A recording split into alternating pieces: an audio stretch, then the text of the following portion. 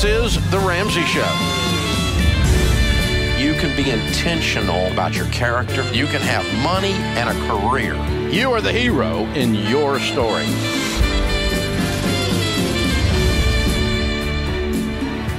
Live from the headquarters of Ramsey Solutions, broadcasting from the Dollar Car Rental Studios, it's The Ramsey Show, where dad is dumb, cash is king, and the paid-off home mortgage has taken the place of the BMW as the status symbol of choice.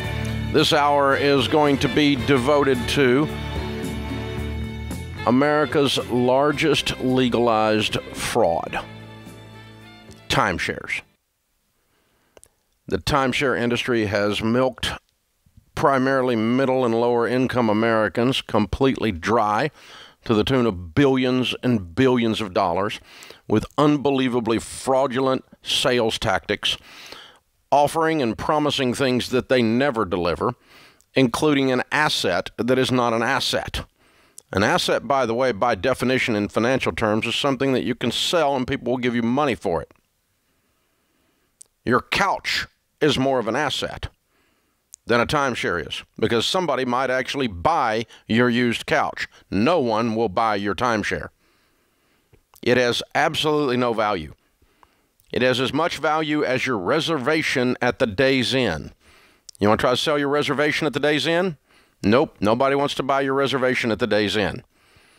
And the only difference is the Days Inn's actually there. And people actually do get to sleep there occasionally. That would be the difference.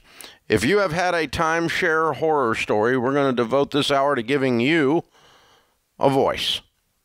You get to speak. You get to tell your story. Call right now.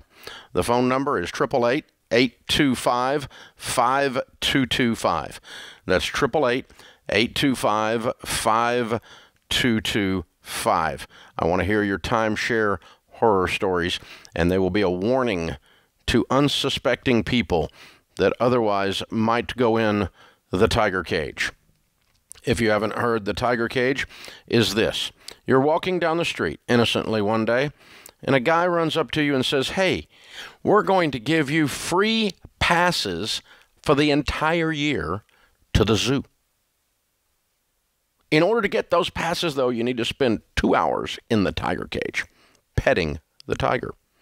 Warning, the tiger has not been fed in several days, and he's a wee bit greedy and hungry.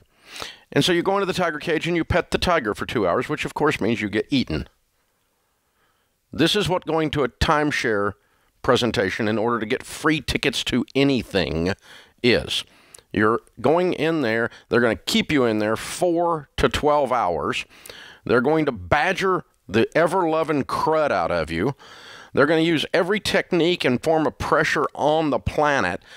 And suddenly your idea of, I got a free room while I'm on vacation, I got free tickets to the water park while I'm on vacation, has turned into the meeting from hell. And in order to just be set free from the tiger cage, you will sign anything. One of the worst among the timeshare companies is the largest, Diamond International. Courthouse News, Ventura, California. An 81-year-old man claims in court that Diamond Resorts International, a timeshare club, defrauded him of $50,000 and keeps trying to get more. Lewis Wolf claims Diamond Resorts International Club and 6 affiliates used high-pressure sales tactics to open credit cards in his name, run up bills on them before the plaintiff even realized the cards existed, and charged him more than $50,000 for, quote, membership services in Diamond Resorts International entities. Wolf sued Diamond Resorts on March 8th in Superior Court. He claims the abusive sales pitches on the phone and in person could last 4 or 5 hours, and despite the $50,000 they already took from him, he says they continued to harass him for upgrades to his, quote, membership. He's just a senior with the sort of normal cognitive challenges that comes from being an 81-year-old senior, Wolf's attorney, Eric Ridley, told Courthouse News. Ridley said his client is typical of many people his age and susceptible to high-pressure sales, which can be overwhelming. Get this one. Diamond International sends buses to senior communities to take them to Nevada. And once they get a name, there will be a nonstop barrage of phone calls. One Diamond timeshare owner told Morganson Diamond is much more ambitious and aggressive and downright nasty in their sales presentations. Diamond just has an amazing reputation of being rough on people. They reported $845 million in revenue last year, according to the Times article, which cites two other lawsuits similar to Wolf's, one in Florida, one in California. So maybe you're like the 81-year-old Lewis Wolf, or you know someone who is, or maybe you just went in the tiger cage and you've had an experience. Some of the stories are downright funny. The bizarre behavior of some of these timeshare salespeople. They are some unusually scummy people working in an unusually scummy business. You don't like me calling you scum? Well, I'll help you. You won't be scum when you go get a job where you're not ripping people off. You're right there with payday lenders. You're scum. You're screwing people, and you know it. You should be ashamed of yourself. Your grandmother should box your little ears for behaving the way you're behaving, selling this crap to people. It's ridiculous, and it's out of control, and it's a horrible product. I hope I haven't been unclear. If you've got a story, you call me, 888-825-5225. Mari is with us in Akron, Ohio. Hey, Mari, tell me your story. Hey, Dave. Thanks for having me on today. Sure. First of all, my husband, Michael, and I have used timeshares for over 30 years. So I probably have a little bit more information on timeshares than the average person. Okay. One thing that you should know about is, in addition to the maintenance fees, which most all timeshares you are responsible for, if you want to exchange your week, you are going to deal with either RCI, which is affiliated with Wyndham, or Interval International.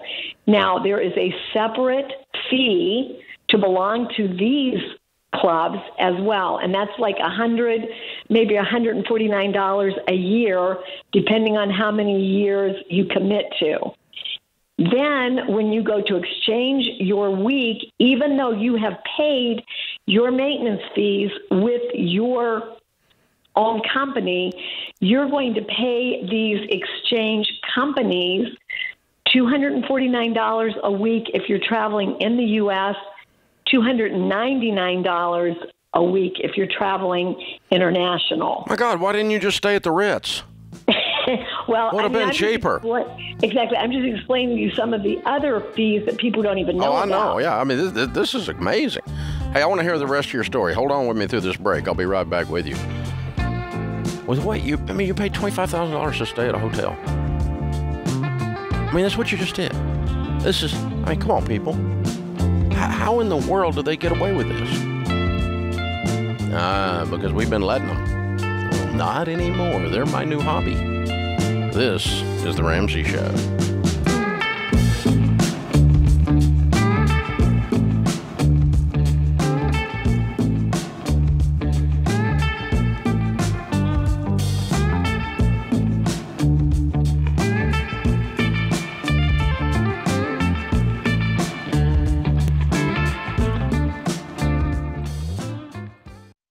Stop paying your overpriced wireless provider and switch to Pure Talk.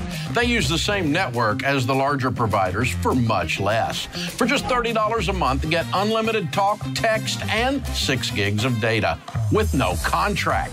The average family saves over $70 a month by switching to Pure Talk. Just go to puretalk.com and enter the promo code Ramsey to save 50% off your first month. Pure Talk, simply smarter wireless.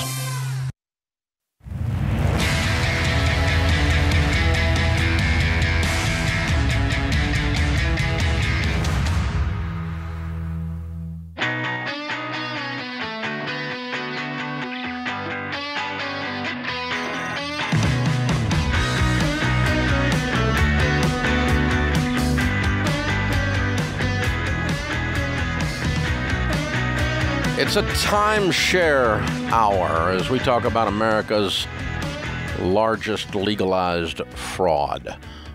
one company, Diamond International, doing almost $1 billion a year. You know what $1 billion is? That's 1,000 million. That's a lot of people getting ripped off. All right, Mari is with us. She was telling us that she's been buying and dealing with, wait a minute, I did something wrong there, dealing with timeshares for 30 years, and she's talking about the fees for the exchanges, the annual fees, and then the exchange fee per company and per transaction to change. That's if you can get a week lined up. And I had to cut you off in the middle of a commercial there. So tell me the rest of the story, Mari. Okay, well, now I'm going to tell you about somebody who has done this for 30 years who should have been a little bit smarter. Uh-oh. But in February of 2018, we went to Vallarta Gardens for a presentation.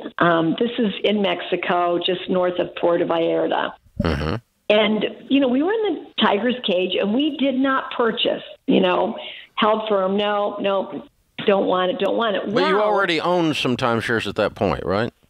Right, and we've bought ours off the secondary market. Okay. But yes, we had owned. But, nope, we didn't want this. So these timeshares are famous for you're not getting out. You've got the exit. It's almost like the exit interview, but then, they bring you in something else. Should have known better, Dave. But I paid $8,100 for travel package. It was supposed to be like on the lines of Travelocity where you're getting like bulk airfare. You can do things with like Viking Cruise Lines. Alarms should have been going off. But the one thing that made me feel a little bit safe, the company, we bought it at Vallarta Gardens in Mexico, but the company was a United States company, Getaway Travel Services in Nebraska. And I even talked to them when I was in Mexico, saw the website, everything looked good. Well, here it is, 2021. I have not been able to book any trips with them, use airfare, nothing. I do still hassle them to this day, trying to get the $8,100 back. I went to the Attorney General for Nebraska. They couldn't do anything, but this week I did let them know that 20 million listeners would be finding out about their company. Good. Very well done. Okay. And so the name of this ripoff organization again is what? Getaway Travel Services in Nebraska. And what they really mean is, now that we got your $8,100, would you just get away? There you go. But you know what, Dave? I am sort of a person that, I'm just going to harass them. Yeah, I would. I would have $8,100 worth of fun out of it anyway, messing with them. Just messing with them to no end. I wonder if you could buy, I wonder how big an ad you could buy like in the local paper or something. In Nebraska? No, in Puerto Vallarta. Well, down there it's a little bit different. That's why I was glad that they were in the United States, but that really didn't turn out to be good anyway. Yeah, no, but if a tourist happened to be looking through a tourist magazine and was going to wander into the Getaway Travel Tiger Cage, and they saw your ad that said, I got screwed by Getaway, stay away from them, get away. That might be fun. I don't know. You can have all kinds of fun with this. You might as well, because you've been taken. There's no question about that. I'm so sorry. Hey, thanks for sharing the story. As a warning. Douglas is with us in Los Angeles. Douglas, tell us about your timeshare mess. Okay. Well, we've been timeshare owners for 5 years. I'm sorry. And we know that timeshare was not a good money investment.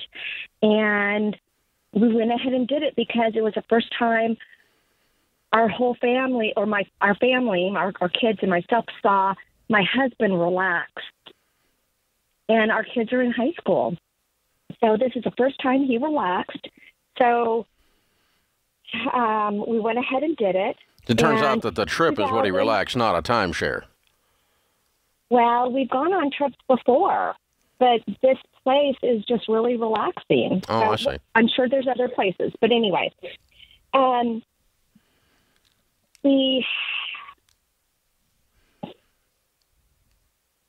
we went and July 2019, we upgraded from a presidential to a penthouse suite.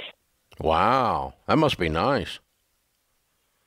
And this... How was the suite? Was it nice? Yes, it's very nice. How many times have you stayed in it?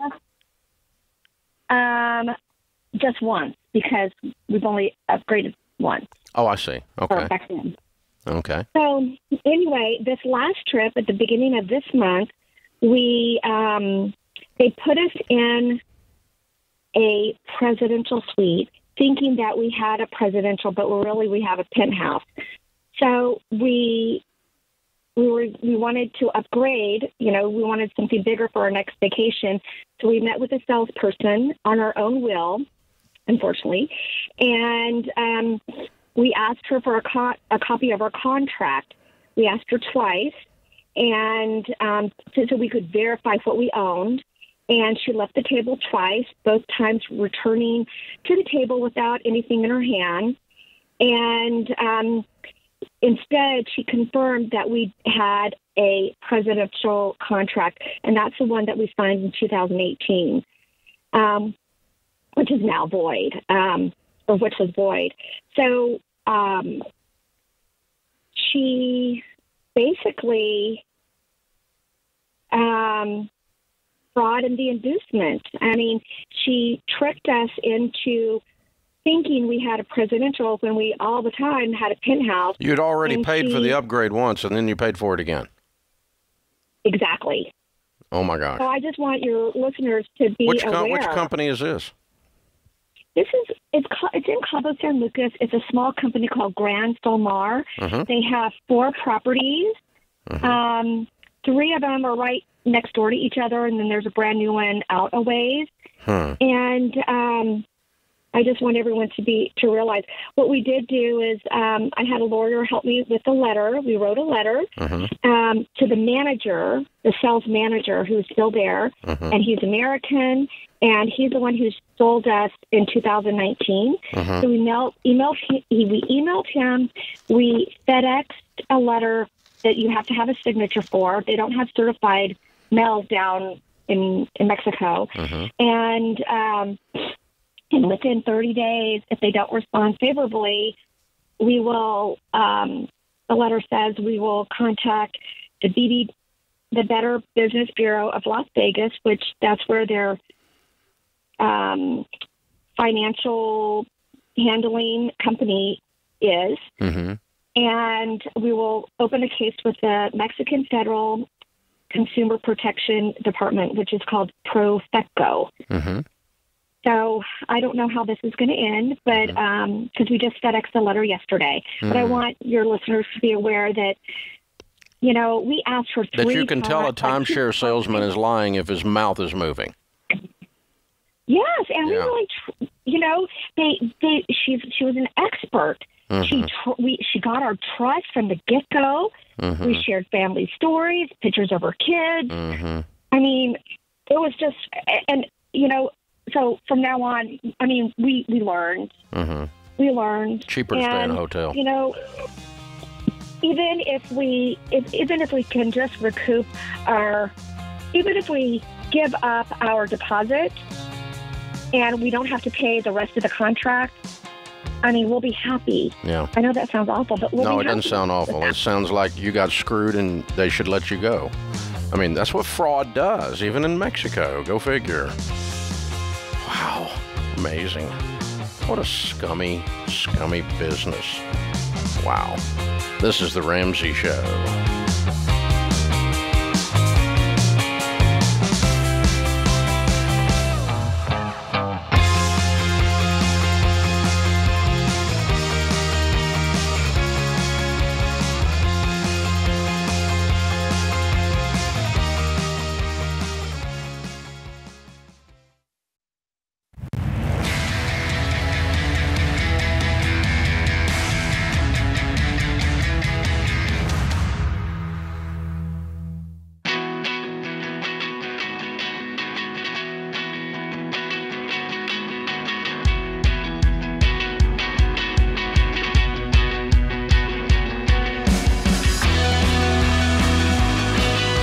talking timeshares this hour and what a horrible thing they are and what horrible people work in that business.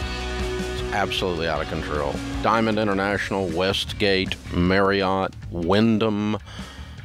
Diamond being purchased now for billions by Hilton.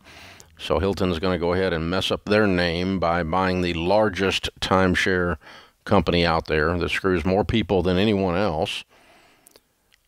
See, what happens is people buy these things for $15,000 or $20,000, and they're almost never able to actually use them.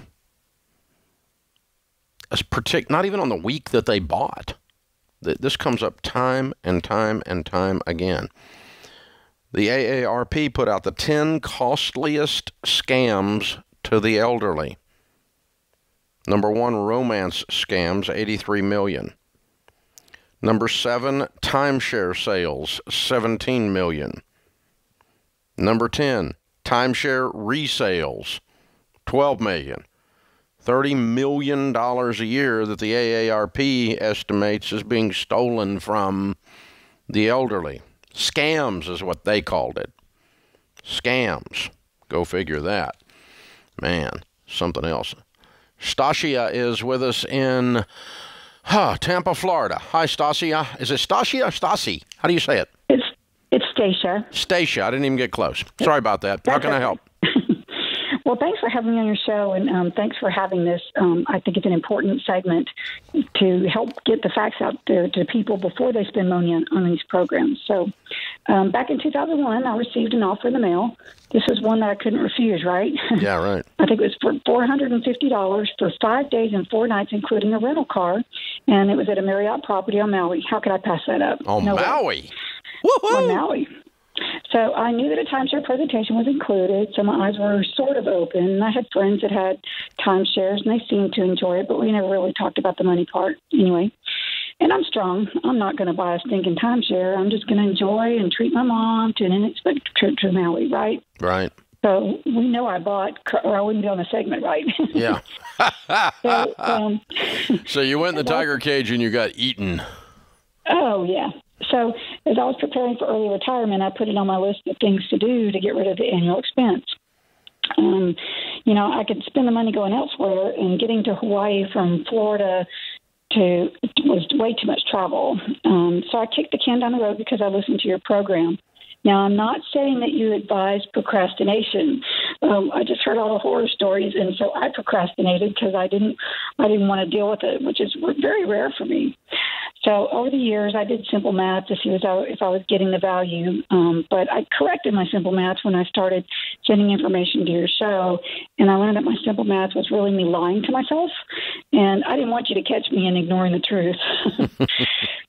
So my original payment was for $10,900 for every other year to stay in Maui.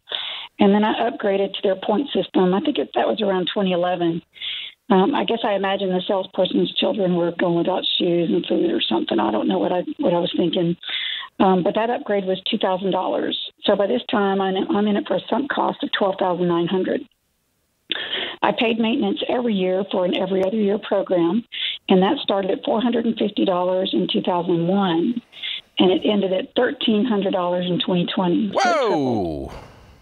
And in that time frame, this property's falling apart, all that maintenance. Well, in every other year, occupancy, so I only use it 9 times. So I reached out to Marriott in January 2020, and they paid me $3,000 to take back my $12,900 as front cost. I thought it was a bargain given the horror stories I've heard, and it was a pretty simple process. Marriott actually gave you $3,000? Yes, sir. Wow. Yes, sir. You really came out. But I didn't. No, I know you didn't, but I mean, because Marriott, there's some good people that work at the hotels and stuff, but the leadership team at Marriott, man, you could tell they're lying if their mouth's moving too. Oh my God, we've had all kinds of trouble with those people. It's a horrible company at the top. So I'm really shocked. Wow, look at you. And I got out before the pandemic, so I don't know what that would look like today. I don't know what those fees would raise up to today. But well, you did good. I mean, really. I mean, I know you feel like you got messed up. You did get messed over, but I mean, that's impressive. If everybody could get $3,000 back from Marriott that had been screwed by Marriott on a timeshare, well, they'd be shut down. Maybe it was because it was so old. You know, I purchased back in 2001 somewhere. I don't know. You just caught the right person on a bad day. Wow, I love it. That's good. That's good news. Well, hey, I'll just tell you, if you're out there and you have a Marriott timeshare and you want out of it, I'd call them and try to do what she did. That's pretty incredible. It'd be great if Marriott got hit by $3,000 for everybody they've screwed on a timeshare. That'd be amazing. I don't think they'd be open anymore, but that'd be amazing. Very cool. Hey, man, thanks for sharing your story. If you have a timeshare story, good or bad, maybe you love your timeshare. The 3% of people do. 3% of people that have a timeshare just love it. I mean, what kind of an industry stays open with a 97% dissatisfaction ratio? I mean, who can stay? No restaurant in the world. I mean, if you start going, okay, 97% of McDonald's customers think they suck. 3% thinks it's nutritious and awesome, you know? But they can't stay open on that, right? Can you imagine? I mean, 97% of Coca-Cola drinkers hate it. How do you stay open? Oh, my gosh. If 97% of Dave Ramsey listeners thought I was horrible, they would quit listening, hypothetically. Oh, my gosh. That'd be like, this is amazing. Marriott, here's another Marriott. Here's a note I just got on Marriott. By the way, if you have a timeshare story, call right now, 888-825-5225. Marriott Vacation Club salespeople are super trained used car salespeople. This is a posting online. They tell you how easy it is to book. Trust me, it is all fabrication. I could not book a week in October, 11 months in advance. Costs?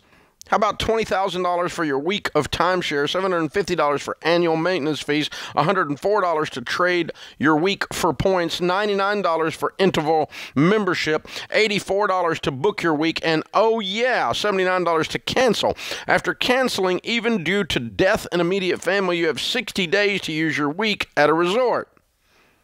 Good luck with that. Check the figures. Booking fancy hotels is much cheaper, and you don't have to stay a full week at the same location. And you get the week you want without booking it a full year in advance. Trust me. Stay away from Marriott Vacation Clubs. Trust me. Signed, a true sucker. This is an online post right here. Man, this stuff just goes on and on and on and on and on. Oh, here's another Diamond Resort one. These guys. In 2019, we were visiting a Diamond Resorts location and were offered a discount 4-day trip to Palm Springs if we attended a timeshare presentation while there. The staff pressured us relentlessly into making a purchase. While at the presentation, we were told that these resorts were for the exclusive use of members, that this was a real estate investment, it's not, and that not traveling more with our family made us bad parents. See, that's when you should have punched the guy and left. Finally, we felt that we needed to make a purchase not only to leave, but so that our children could experience the lifestyle that the representative was promising. Oh my God. After that day, we continued to get hounded with calls from Diamond employees asking us when we would be attending a welcome presentation. Every time we tried to book it, nothing was available. Not only can we not book rooms that would accommodate our family, we receive bills for maintenance fees that continue to rise. What are we continuing to pay for? This has become such a burden on us, and Diamond is unwilling to help. Well, of course they're unwilling to help. The tiger eats until the tiger is full, and then he yawns and takes a nap. This is The Ramsey Show.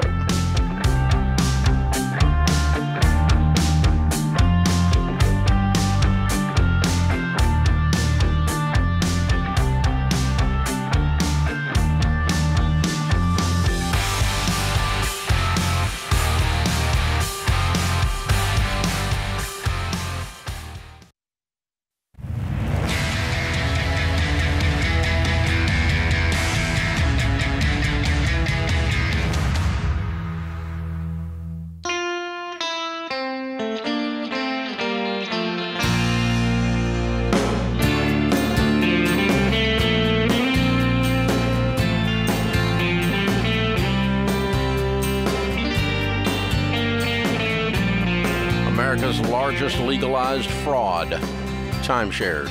We spend an hour on it occasionally just to make sure you know that you are getting screwed. If you love your timeshare or you hate your timeshare or you have a great story, we'd love to talk to you. The phone number is 888-825-5225. Larry loves his timeshare. Hey, Larry, how are you? Doing good, Dave. Thank you. Cool. So tell me what you like about it, and where is it?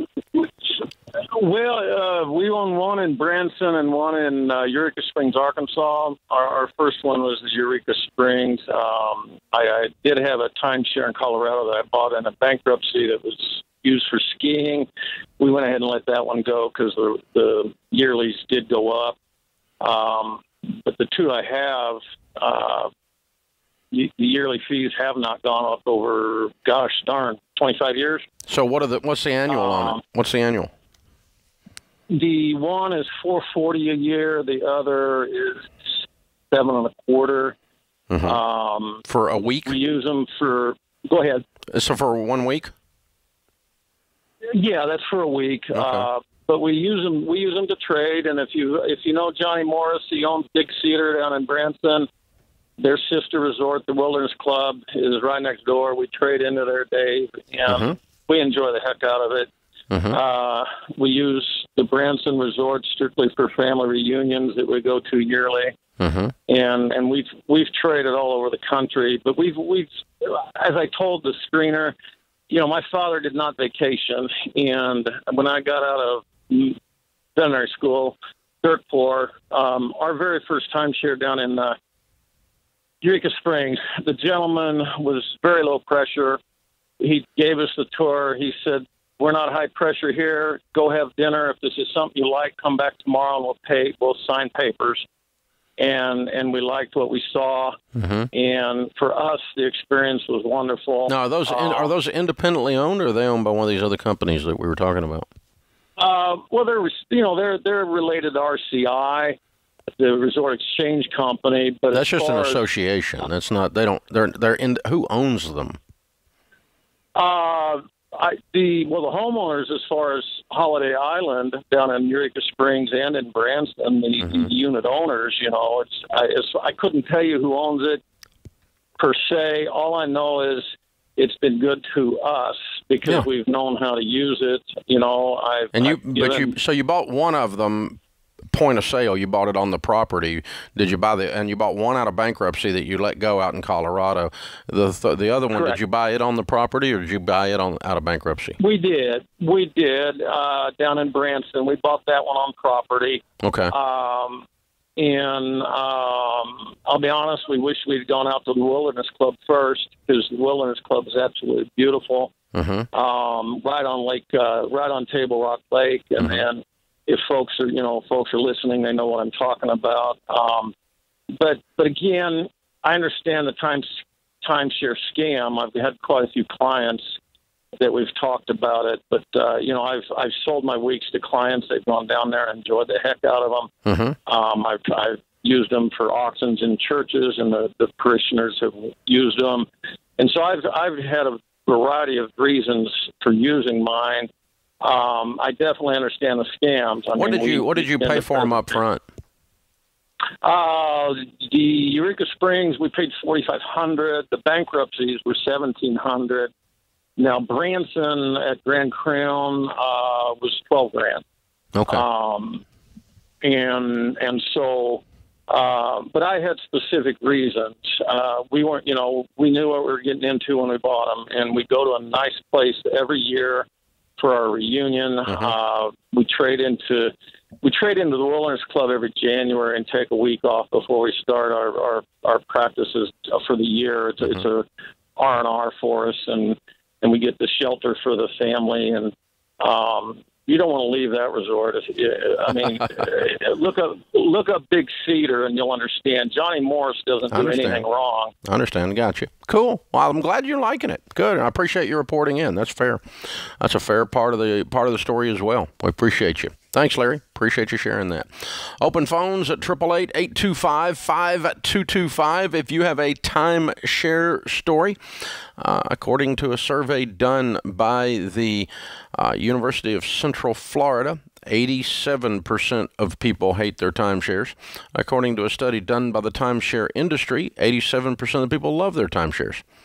I wonder who's telling the truth. And we saw a survey the other day, a different one, that was 97% that I referenced earlier. We're actually doing some research right now in the timeshare industry at Ramsey Research, our research arm, and I can't wait to get to report that to you guys. It's going to be amazing. Our guys they know how to do the actual research. It'll be straight. Now, it won't just be, let's confirm Dave's opinion. No, they actually get real solid statistical evidence of exactly what is going on in the marketplace. We do it for all kinds of things and around the money space. And where we see the consumer getting screwed wholesale like this, then we want to step in and find out what's really happening. Because, see, people like Hilton are buying Diamond, and these executives that have made all this money all these years are getting a real payday when Hilton comes in and buys that company out.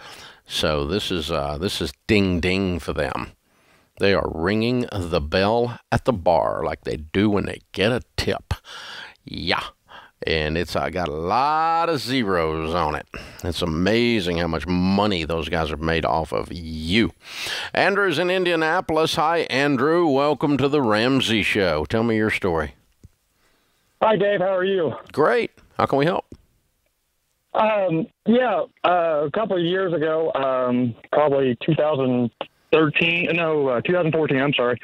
My wife and I went to Tennessee on a timeshare that my sister-in-law and brother-in-law gave us for our anniversary, along with our two very little kids. And so you were using their week?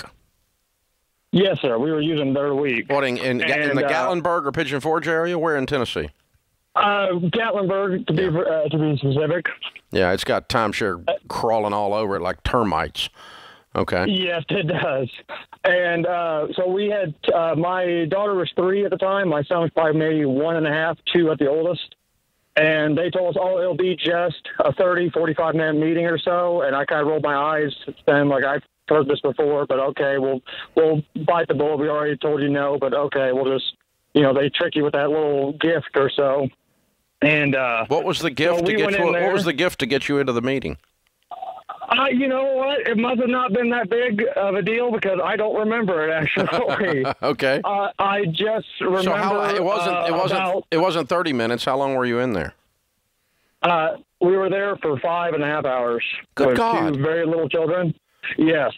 And at the one point or so, the salesperson, he was very nice. And as soon as we started saying no and he started realizing we weren't interested, it flipped on a dime, and he became the most hateful person to us. He even called over his manager, and the manager got really angry with us or so. At the time, my 3-year-old, she was getting very fussy, and he kind of gave her a very dirty look. And I'm normally a very quiet, reserved person or so. My wife said that it looked like I kind of blacked out, and I got up. I said, "Don't you ever talk to my child like that ever again." Looked at my wife, said, "Grab the kids. We are leaving." I said, "If you bar me from this thing, I will not hesitate to call the local authorities." Wow. So you walked out. It was a very... I'm sorry, what? So after 5.5 hours, you walked out after they were rude to you and finally called down your kid? Yes. Yep. Wow. You remember the company name?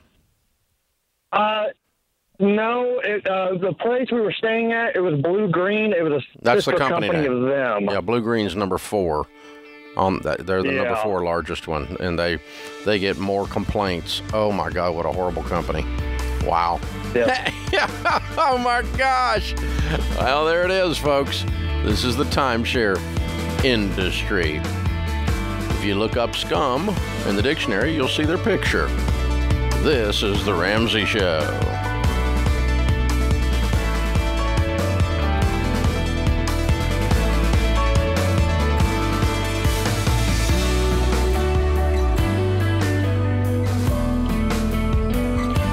have a friend or family member that needs a daily dose of Ramsey advice in their life? Let them know about the Ramsey Call of the Day podcast. It's a quick hit of advice about life and money in under 10 minutes.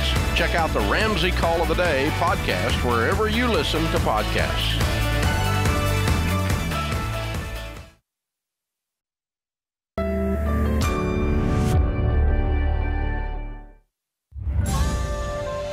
This is The Ramsey Show. You can be intentional about your character. You can have money and a career. You are the hero in your story.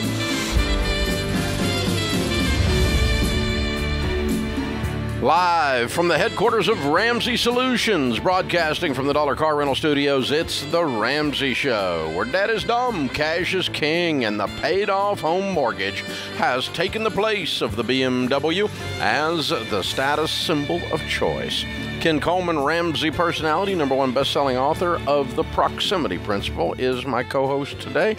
Open phones at 888-825-5225. That's 888-825-5225. Sarah is going to start us off this hour in Saratoga Springs, New York. Hi, Sarah. How are you? Hi, Dave. Hi, Ken. How are you? Great. How can we help?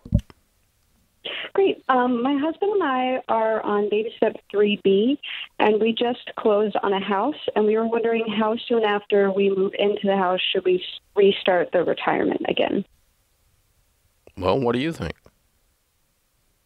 I think about 3 to 4 months so we can get used to the new budget in the house, but my husband feels anxious that we haven't been putting it into retirement, and he wants to start it as soon as possible. Yeah. Why would you wait?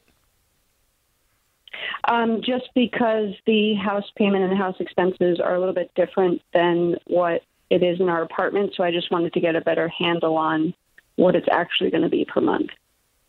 Well, you ought to know. They gave you the payment amount at the closing. True. What is it you're going to discover? I guess of like repairs and stuff like that. You just bought the house. Does it need repairs? Just like a new furnace.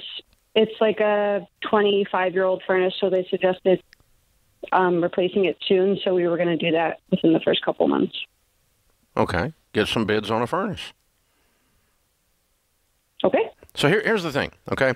You should not have all of these unknowns.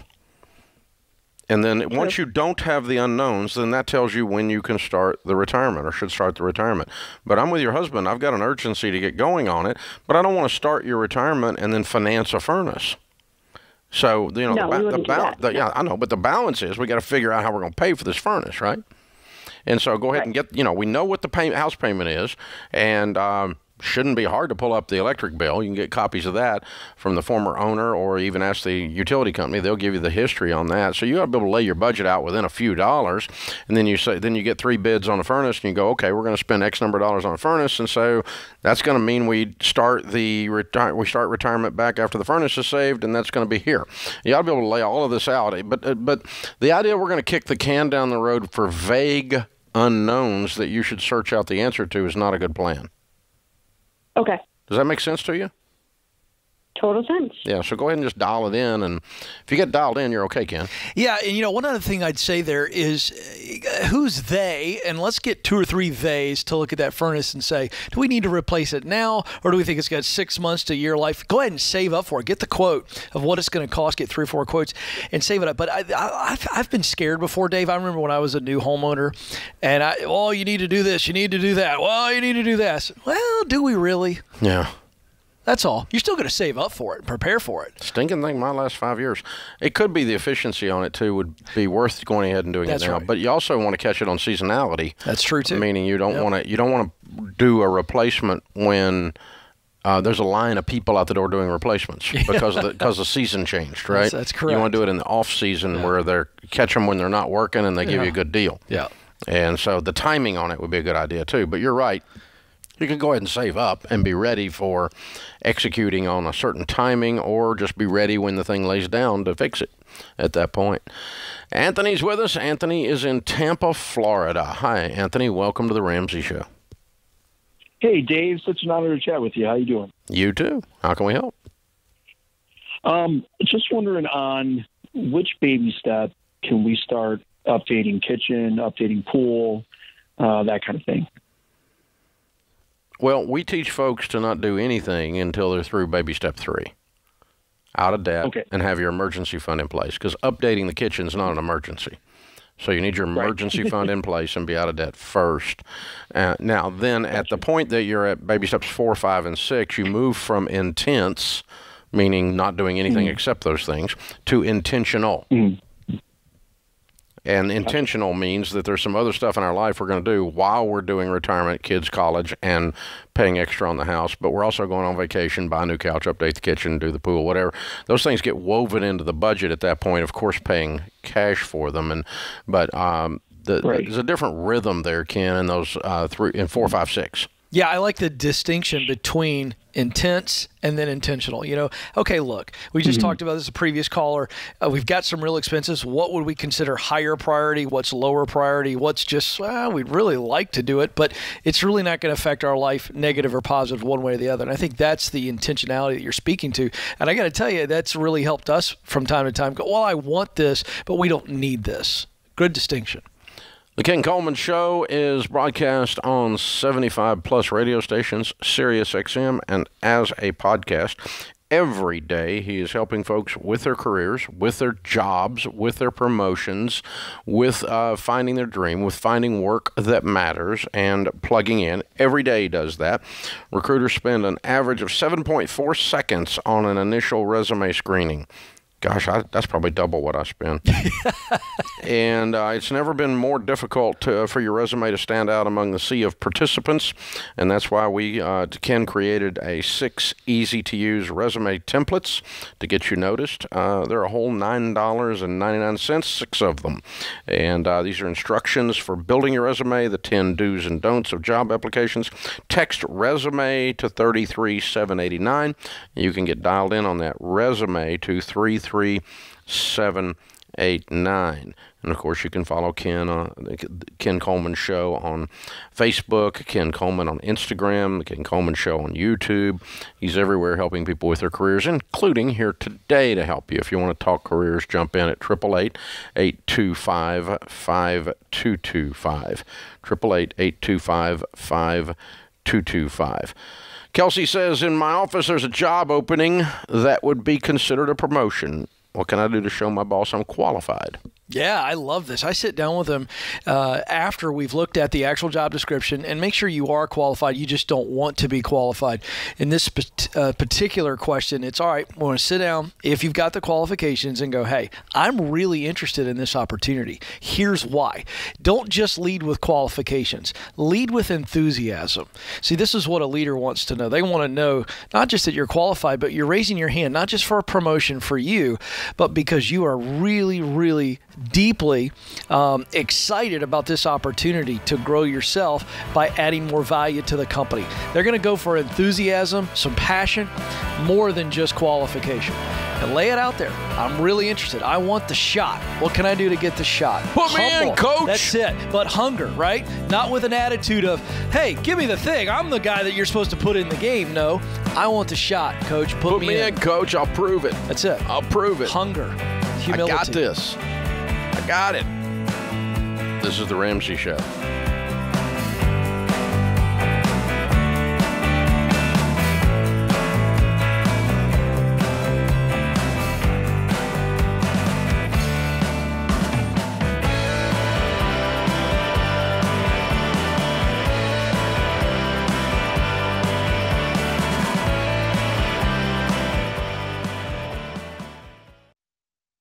Life is full of firsts.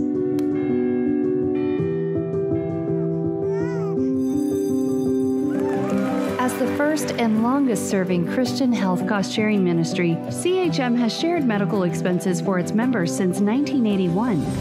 We believe you should have the freedom to focus on your health while being supported by a community of believers, giving you the opportunity to create many more firsts.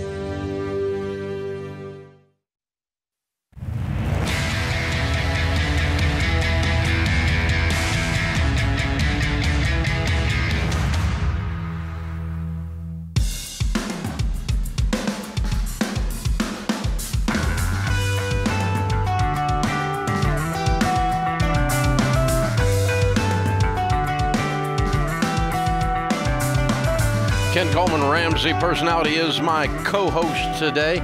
Open phones at 888-825-5225. You jump in. We'll talk about your life and your money. On the stage, the debt-free stage, in the lobby of Ramsey Solutions, is Benjamin and Josefa. Hi, guys. How are you? Thank God we're good. How are you? Better than I deserve, my friend. Where do you live? We're from Philadelphia, Pennsylvania. Oh, cool. Welcome to Nashville. And all the way here to do a debt-free scream. How much have you paid off? $73,046. Very good. And how long did this take you? 28 months. All right. And your range of income during that time? $136,000 to $143,000. Very good. What do you do for a living? I work in sales. Mm-hmm. What do you sell? So we help pharmaceutical companies with a quality system. Okay, cool. I'm a stay-at-home mom. Wonderful. Yeah. Okay, very good. What kind of debt was your $73,000? Student loans. Yay! Oh, Got yeah. rid of Sally Mae. Oh, yeah. I was so happy to say goodbye to that. Toss her out in the street where she belongs. I love it. So how long you guys been married? Almost 6 years. Okay. So 2 years ago and some change, something changed. What happened? Well, we have been on a financial journey since the beginning of our marriage. And actually, it's funny because right before I got married to Benjamin, my friend was telling me about this snowball thing. I'm like, oh, okay, I guess that is bad. So we were actually living in Brooklyn, New York, and we moved to Philadelphia with the intention of buying a home. So we decided for 1 year we'll rent, and then we started our home search a year later, and none of the homes looked really great. And then one day Benjamin comes home, and I'll let him finish the story. So I came home because I had a long conversation with a couple of friends of mine and realized that we're about to undertake getting a house, and we still have over $70,000 worth in debt left. And that doesn't really make sense if you have to replace a roof that's going to cost you $10,000, and we're never going to set up a financially successful life for our families. So we had a pretty difficult conversation for the next couple of days. We bought most of your books, started religiously listening to the podcast, and then decided, okay, we're going to do this. And we set out on a trek from there to knock out the rest of the debt. How'd you run into our stuff? I have a couple of friends in Philadelphia that are strong adherents. And so it was a lengthy conversation. You know, it was hard to not be on the house buying train like everybody else. Yeah. And say, you know, we were in the same boat as everybody else, and it kind of came to the realization that this doesn't make sense right now. Yeah. Very cool. Very cool. Well, congratulations, you guys. I'm proud of you. Very well done. Who were your biggest cheerleaders cheering you on along the way? Our family, they were definitely supportive, and it was really good to have friends kind of in the same boat as us, like living the Dave Ramsey lifestyle and having that. Yeah, fun. So you got a bunch of people doing it. Oh, yeah. All right. Very cool. So I gotta ask, you buy the books, you start listening daily to the show, and so you're really starting to soak all this in. What were some of the first big steps, maybe a big momentum starter for you to get started on this debt snowball and really get some traction? What'd you guys do? But we had to make the first difficult choice to take all the money that we had put to the house and throw it into that. Yeah. Oh, that's hard. And so that was hard. I mean, honestly, a process of becoming comfortable with your lot. We had to decide for the next 3 years or however long it's going to take, we're going to live in an apartment instead of where everybody else is going to buy houses. Yeah. We're going to be comfortable and make do with what we have and be happy with it. And so, I mean, the first biggest step was just the mental state of being willing to do that and kind of getting on the same page. I mean, once you're on the same page, it's a lot easier. And so that was really the first part of the process. Yeah, I have to admit, it took me a little bit to get onto that page, but once I did, I was definitely happy.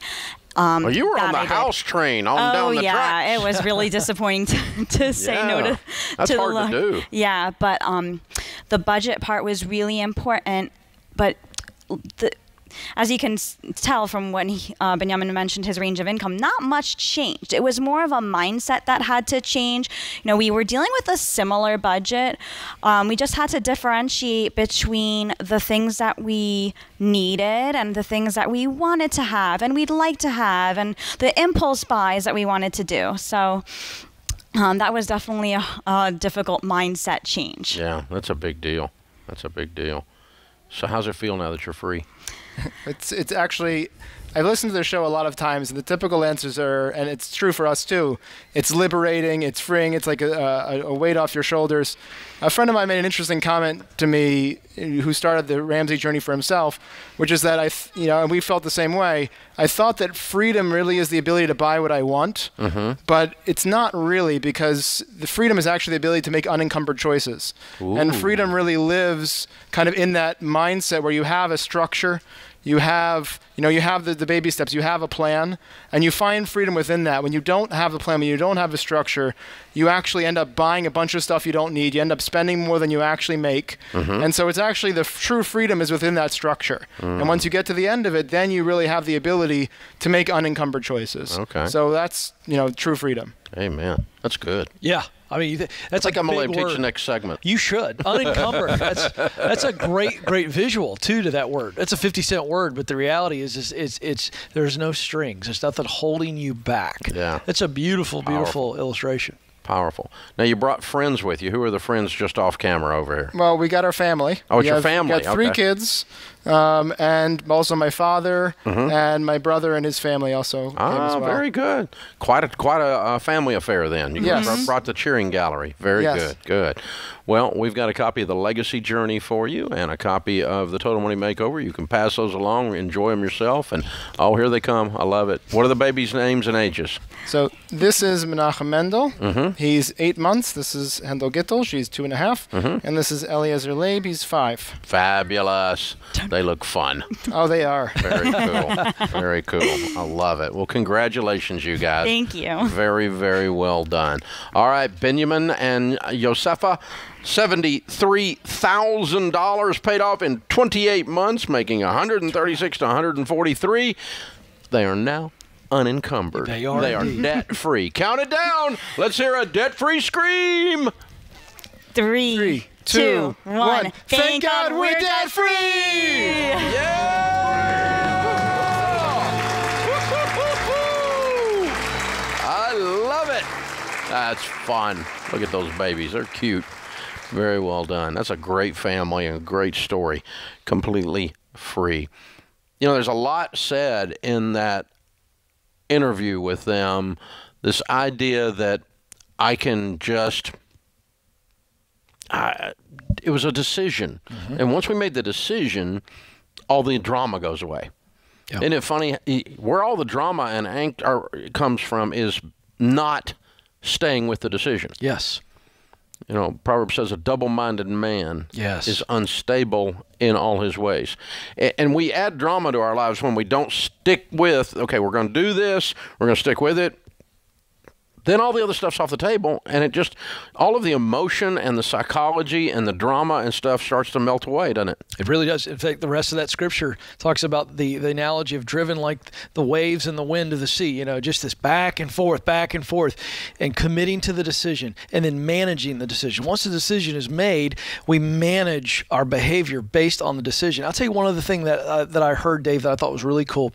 For those of you that listen to the show and you're debt-free and you're still part of this amazing community of people, it was a friend who was on their own debt-free journey that said, whoa, slow down on that house purchase, slow down. And a friend said, hey, maybe consider this. And because of that friend and group of friends, they discovered financial peace. Don't forget that as you're going through a journey and you're getting freedom and hope, to share that with others. You may be the lifeline that they needed. That'll move things along for sure.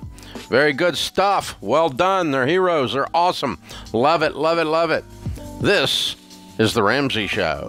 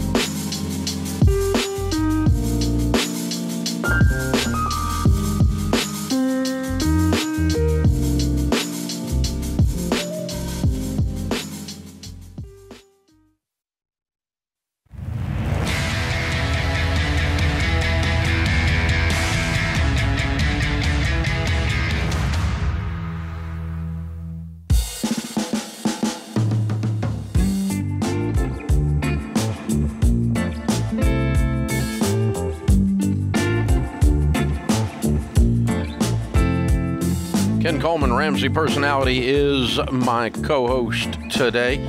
Christy Wright, our co-host in crime, another Ramsey Personality, has launched the pre-sale of her brand new book, Take Back Your Time, the guilt-free guide to life balance. For years, Christy was stretched way too thin. She has, as a mom of three with a full-time career, she realized something had to change. And she took a long, hard look at her life, and she figured out why she felt overwhelmed and why she felt overcommitted all the time. And she figured out that balance is about doing the right things at the right time. The new book is Take Back Your Time, the guilt-free guide to life balance. If you pre-order right now while it's on sale, it comes out in September, you get $50 worth of free bonus items. It includes the audiobook read by Christy, the ebook, access to the Take Back Your Time live stream, and a lot more. So all you do is go to RamseySolutions.com, pre-order your copy of Christy's new book, Take Back Your Time, and get it done today. Ken, we've got a big announcement coming up next week on your new stuff. Oh, exciting. Can't tell about it. But I can't, yeah, I know. It's like a big secret. Big secret. Not really. I need to stop her. Dave's got this little button he pushes. Shock me right here. It'd be great television. Now, they've got a button in there. They push. It's the eject button, and I go out through the roof when I launch something sooner than it's supposed to launch. Right. I get launched. So. Look how much enjoyment James and Kelly's faces of the idea of that. Just licking their chops. Their proverbial chops are being licked. Yes, indeed. Jared is in Irvine, California. Hi, Jared. Welcome to the Ramsey Show. Hey, Mr. Ramsey. How's it going? Better than I deserve, sir. What's up in your world? Hey, so I was just calling with a question for you. I'm looking to get some guidance as to whether or not I should sell my house and move up, or if I should stay where I'm at with a smaller space. I'll give you a little background real quick. We're in a 2-bedroom condo right now, and we have 2 small children, so the boys are sharing a room, and we're going to be trying for a third here real soon, so that's why I'm having the debate of, do I sell in this awesome seller's market and try to move up and maybe stretch our budget a little thin, or do I just suck it up and try to cram 3 kids in a 2-bedroom condo? Yeah. Are you out of debt, except the condo? Yes, we're in baby steps 4, 5, and 6. Good. Okay. When you make the move up, are you going to do it on a 15-year fixed where the payment's no more than a fourth of your take-home pay?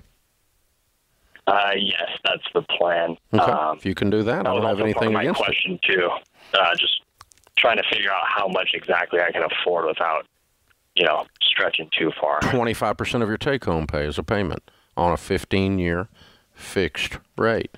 And if you do that, you're not going to be stretched too thin. You're going to be okay.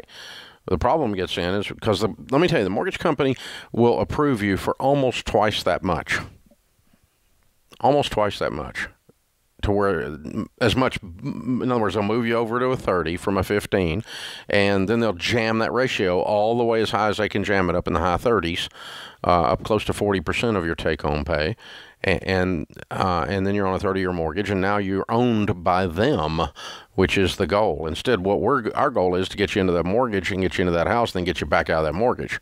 And that's why we do a 15-year fix. Let's get it paid off in 10 then, and have a game plan to get at it. But it does sound like you need to move, dude. I mean, you got kids coming out everywhere. It's just like you got a whole stack of them there, man. Yeah. The 2 boys in the room, you can manage that. For a period of time. The third one changes that whole equation. Yeah, and it's obviously getting tight in there. But yeah, you just can't use the old "I'm in California" excuse, because the math still works in California. In spite of what some of the politicians say, math still works in California. So it's still what has to happen there. Hey, open phones at 888-825-5225. Tiffany's next in Austin, Texas. Hi, Tiffany. How are you? Hi, Mr. Ramsey. I'm a new listener, and a colleague has suggested that I call in today. Okay.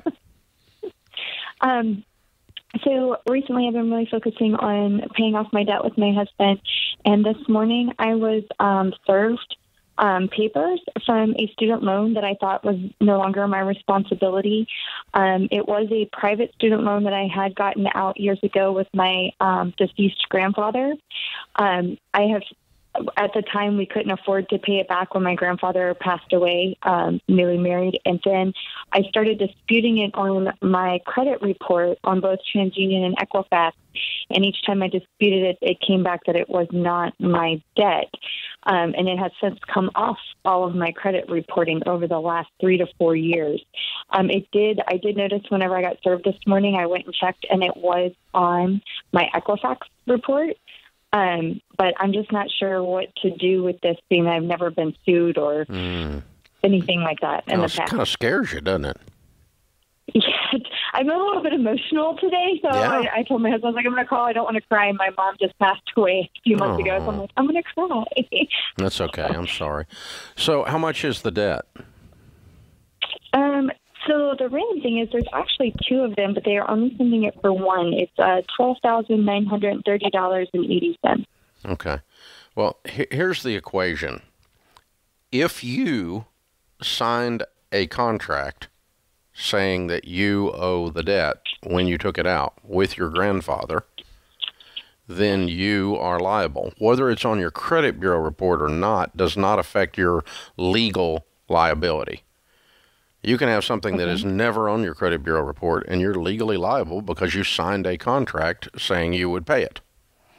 If, however, your grandfather signed it, and you're listed as the person who got the money for college, but you did not sign the agreement, then you are not liable, and you will need an attorney.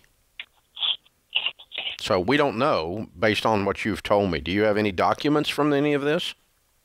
Yeah, I'm looking at it. It does have me as signature of borrower, and then it has my grandfather's signature of cosigner. Okay, so you're looking at the actual loan agreement, not the lawsuit. I'm looking at the lawsuit. They have several exhibits. Okay, and one of the exhibits is the original loan document. Correct. And it has you as the borrower. That's what I'm looking at. It has you as the borrower. Correct. Okay. Well, I'm sorry, you're liable. You signed as a borrower. So how old were you when you signed that? 06. I can't even do that math right now. 23. Okay. Okay. You were over 18, so you're liable. Okay. I'm not an attorney, but that's the correct answer. All right. When you sign a loan document as the borrower, that means you're liable to pay it. Does that make sense? Yes, sir. So here's what we're going to do. They say $12,000. Y'all have any money? We can. No. We don't How much have it money saved do you right now, have? but Do you have any money? saved right now, I think our savings account maybe has $1,500 in it. Okay. What can you scrape together beyond that? My next big check will be in November, and so I'll have an additional $10,000. Okay. So you have a debt of $12,000. That's what they're suing you for, correct? Correct. Okay. So and this is how many years ago? From 2006. 2006. 15 years. Okay. So, yeah, I would call them and say, I don't have any money. I'm broke. I just got served. I didn't even realize I was liable until I read this exhibit. I do have $1,500. If you will accept that as settlement in full, we can settle this today. They probably won't take that. But you probably can get it for about 25 cents on the dollar, not 10 cents on the dollar. So if you can scrape together another $1,500, you probably can settle this for about $3,000. If you can get them to agree to that on the phone, you get that in writing. You do not give them electronic access to your checking account, and then you wire them the money directly, or you send them a money order or a prepaid debit card or something that does not interfere with your regular monies. But scrape together a couple of $1,000 here, $2,000 to $3,000. I think you can talk them into taking that as a settlement in full. Get it in writing before you send it to them, and do not let them into your personal checking account as a part of the deal.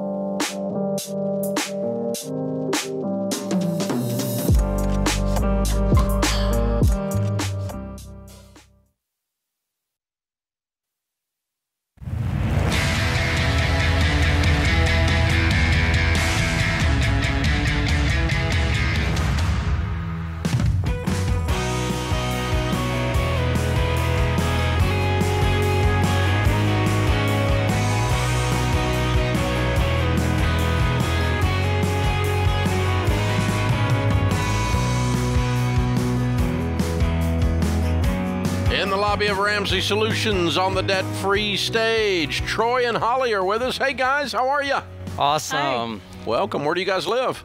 We're from Goshen, Indiana. Goshen, South Bend area. Yes. Yep. All right. I think I see a Notre Dame thing on his shirt. Yeah, I didn't know if I need to hide that or not. It is. No, it's we allow almost anybody in here. All right. Welcome. So you're here to do a debt-free scream. How much have you paid off? We paid off $65,000 in 30 months. Very good. And your range of income during that time? Actually went from $52,000 to $48,000. Oh, down. Okay. Yeah. There's a story here, huh? Yeah, there's a little bit of story. I'm a high school math teacher, and I was a varsity boys basketball coach for 8 years, and actually decided to step down during our debt-free journey. Just felt, as you'll see in a little bit, our kids and our family was growing. We have 5 kids, and just felt like it was time to take a step back. And it was cool to see God work out the details of when we actually took less income and had some other things pop up during that time. Very cool. Good for you. What kind of debt was the $65,000? It was all our house. Oh, you paid off your house. We're looking at weird people. Yes, you are. How old are you guys? I'm 37 and my wife is 36. Wow, that's the awesome paid-for stuff. house, man. You're so weird. What's this house worth? I would say in the market we're in, I say 180 to 200, somewhere in there. I'll go with that. Very good. Man, that's whack. You're not even 40 and you have a paid-for house. Tell us about this journey. What happened 2.5 years ago? Made you guys lean into this? Well, it really starts 16 years ago. So 16 years ago, next month will be our anniversary, our 16-year anniversary. And this is a God story. We're on our honeymoon 16 years ago, driving to Tennessee and driving down to Florida later on. And back in those days, we didn't use our phone to listen to podcasts and everything. We were using the old seek and scan button on the radio. Yeah, I used this thing called a radio in your car. Yeah, it's amazing, right? And we're just looking for some good music to listen to and whatever. And this guy comes on the radio. It's a talk show. He's talking about plastectomies. He's talking about baby steps. He's talking about debt is dumb, cash is king, and the paid off home mortgage is taking the place of the BMW as a status symbol of choice. And it caught me right away. Wow. And I had never heard of you before that. And I'm like, I'm getting this. So when we got back home off our honeymoon, we did the old Google search and found out that you were on in our area. Just never knew it. And so started listening to the show. And for 16 years, we've just been slowly making good decisions. And it ends in this. Very cool. Very cool. So you whittled away and walked all the way through the baby steps. Yeah, essentially when we had bought a used car right before we got married. I put it onto payments because we didn't know any better, right? And right away I hear you talking about that's not okay. And so once I graduated college and we were able to have my teacher income and so on, we started attacking the car and then my student loans. And at that point we've been debt free from that probably 12 plus years. And then I knew at some point we wanted to get the house. That was the big one. And so 30 months ago is where the story comes in. 30 months ago was my birthday. I would have been turning 35 and we had $65,000 left on the mortgage and I looked there and said, I want this done by the time I'm 40. And we literally took out some old construction paper, made a house that we colored in every month. The kids got involved in that and that we put it on our bathroom door and every month I just looked forward to getting that thing and that became our motivation. And I said I want to do it before I'm 40 and I'm turning 38 next month. So it was just amazing to see God work out the details on that journey. Did you step away from coaching? Yes. Yeah, that's a sacrifice. I know a lot of coaches, a lot of coaches that they couldn't conceive of not being a coach, and I can see that you love coaching. First to step aside like that, to spend more time with the family, and that's a big sacrifice. Talk about how that paid off and where that goes from there. Yeah, I think what I've learned is in life, I love coaching, and when I put it in God's hands and follow, even if it doesn't feel right or seem right, if you believe in His hands, things work out. And, like this summer, I was able to coach my son's Little League. Next year, I'll coach a 7th grade basketball team instead of the varsity basketball team that my son is on. There you go. And being able to still do what I love, but in a different avenue with less pressure, less time, and still being around my family. So follow up to that. So I'm reading into what you said. So you stepped back from coaching. That's where the pay went down? Correct. But then you said God brought some other pay in, some other income. That would just be my teaching salary that I mentioned. But I work at a golf course in the summers and pick up odds and ends. And again, here's another God thing. So the year that I quit high school coaching, had no intent of going to the college game. And Labor Day, I quit in April. And Labor Day weekend, I get a call from a college coach saying, I need an assistant. I'm desperate. Will you help me out? And wasn't planning on that, but I did do college coaching for a year and ended up financially being blessed more than what the high school position was. So just to see, that's cool. A lot of people don't know that part of the story. Wow, pretty cool. Well done. How's it feel, Holly, to not have a payment? It feels amazing. Freeing. What's the first big thing you guys are going to do now that you don't have a house payment? I think we want to save up for a family cruise, maybe. That's a good plan. Yep. I like that one. And just that for me, like we've said no so many times, you know, on this, just to the little things. Just I look forward to the yeses that I can give my kids now. That's powerful. Yeah. No means yes later. That's what it means. If you live like no one else, later you can live and give like no one else. I love it. Yep. Very cool. What do you tell people the key to getting out of debt is? You've been on a long journey here. I would say just persistence, and it seems like you'll never get there, but you do, and one day you're just like, wow, that just happened. That little construction house up there on the door is done. Yes, it is. And I want to take a special shout out to my wife because we haven't talked about what she does. She has the harder job. She stays home, right? And she does some homeschooling with our kids, and we have foster care and adoption in our story as well. Yeah. And she's the real hero. You know, I'm able to do what I want with teaching and coaching and doing those things, but when she stays home and takes care of the family and is able, and financially we have been on the same page all of our marriage. I don't think we've ever had a money fight. And just to have a wife that is on the same page, and the day that, like, the amount that we owed on the house minus our emergency fund, that day that we had the money to do it, like lump sum, let's finish this baby off. I get home from school, I'm like, babe, like it's there. We can take it out and the emergency fund is still there. And I'm just kind of waiting for that day and seeing what she would say. And like instantly she's like, well, get to the bank right now. Like, let's go. And so just to have a teammate that has been like that has just been awesome. Yeah. She's the real hero. Well done, you guys. Well done. Very proud of y'all. Yeah. Who are your biggest cheerleaders outside the two of you? Yeah, I was going to say it's mostly been ourselves, but we definitely have people that are supportive, and they're definitely happy when we talk about it. So we've been blessed. That's good. Yeah. Very cool. Well, we got a copy of The Legacy Journey for you. That's what you've done. You've changed this whole family tree financially. Well done. And also a copy of the Total Money Makeover for you to give away and start someone on their journey that, like that crazy guy on the radio all those years ago as you were driving through Tennessee. Go figure. Yep. Very, very cool. Good for you guys. So you brought the kiddos with you. Let's put them into the shot and give me their names and ages. So Kylie is almost 14. Drew is 12. Jeremiah is 11. Braden is 8, and Cameron he's almost 5, but he's 4. All right. Very cool. So good to have you guys. A good-looking family. Yes. Well done, well done, well done. All right. It's Troy and Holly and the tribe from South Bend, Indiana area. $65,000 paid off in 30 months. That's the house and everything. Making 52 down to 48. Count it down. Let's hear a debt-free scream. All right, you guys ready? To God be all the glory, honor, and praise. 3, 2, 1. We're debt-free!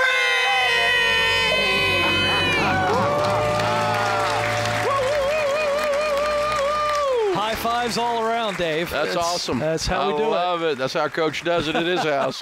I love it. Very, very cool stuff. Absolutely amazing. Yeah. Good-looking family. Yeah. Oh, it's so fun. There's something about having the whole family celebrate. Yeah.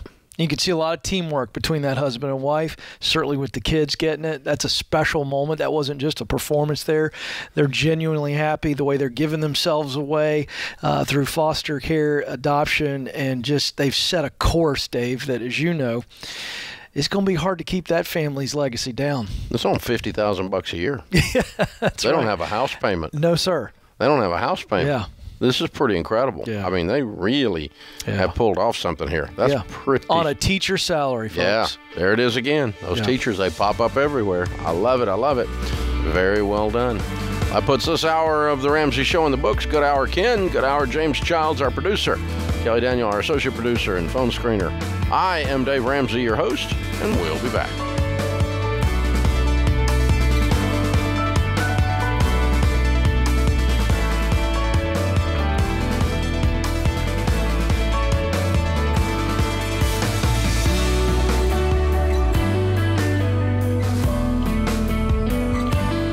It's Kelly, associate producer for The Ramsey Show. This episode is over, but if you heard about an event, product, or service and didn't have a chance to write it down, don't worry. We list everything you've heard about during this episode in the podcast show notes section or head to theramseyshow.com. Thanks for listening.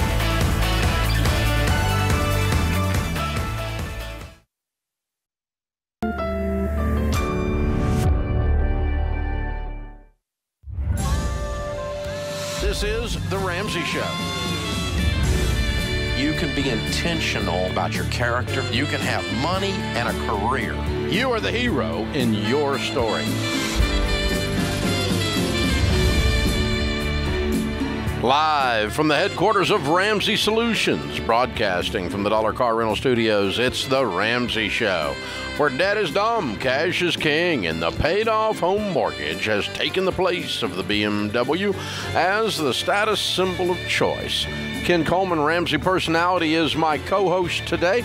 Open phones at 888-825-5225. That's 888-825-5225. Marie starts off this hour in Washington, D.C. Hi, Marie. How are you? I'm great, thank you. How are you doing? Better than I deserve. What's up? My husband and I don't know when we should buy a house. We're on baby steps 4 and 5. We're renting right now, but my husband's company is relocating us next June, and we don't know when to buy. Our 3 thoughts were start looking in the fall before we move, maybe buy, so we have plenty of time and we're not pressured, and then we have a place to land once we move. The second is either moving with our in-laws for a couple of months next June and then buy. And then the third option is maybe move in June, rent for 6 months, and then in that 6-month period, buy a house. But we don't know what we should do. My husband doesn't really want to rent anymore because he just wants to start building equity. Well, why do you have to start looking in the fall to buy a house by June? That sounds fairly inefficient to me. Well, I think he just wants to see what's available because the market's so hot, and if there's something that we like, we would just rather buy it and then have our in-laws who live there sort of watch it and go, or if we have construction or so things you're just going to piss away 6 months worth of house payments. No, we'd pay the. I know. You're just burning it. You just put $100 bills in the middle of the kitchen table and set them on fire. Okay. For what? Why can't you? I mean, let me tell you what a normal procedure would be. If I'm going to move in June, I make a trip over in February and start looking.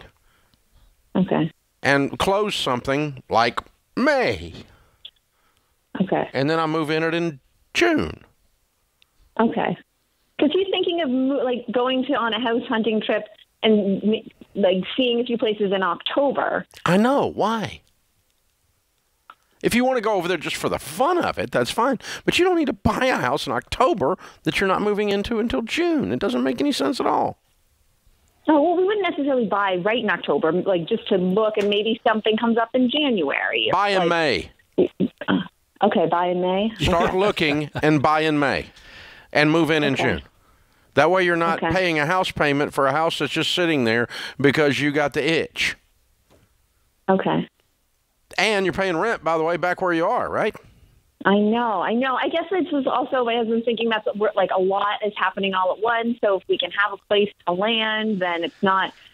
Okay, you do whatever you want to do, but that's weird. All right. Yeah, and I would just say option 3 is a viable option. I get that your hubs doesn't want to rent, but, there's a lot of things I don't want to do that I still do because they're the best thing to do. And if you're stressed out about it, go rent and get your bearings. When Stacey and I moved back here 7 years ago, we rented for a year because we had kids. We wanted to make sure that it was the best school situation, the best neighborhood. So we took our time, and we had a place to land because we were renting. And then we're able to take our time and walk really wisely through the process.